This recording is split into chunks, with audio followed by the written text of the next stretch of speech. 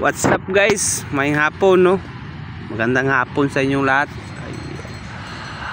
Ako po ngayon ay nandito ngayon sa Dapitan City. Shout out sa lahat ng taga Dapitan City no.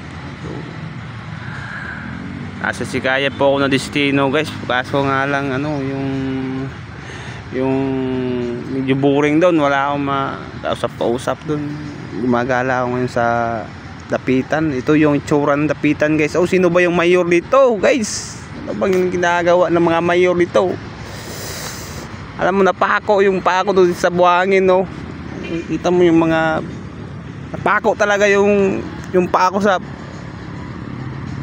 dito mga ang daming pako guys. Nayupi talaga yung pako guys.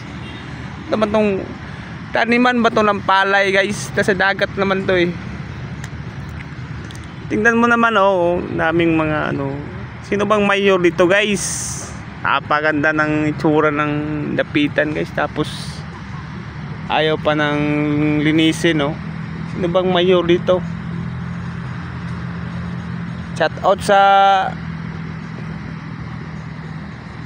mayor dito sa Dapitan City guys. Sana naman nga yung lugar nyo, kasi yung pako na nadugo eh.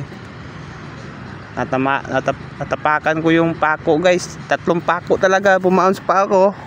Sakit. Tingnan mo yung itsura guys. Palay lang kulang to guys. Palay. Ayun. Sana naman ma-aksyonan to ng mga taga rito no. Hindi yung hindi yung laki ng kahoy marang. Saka yung isa santol.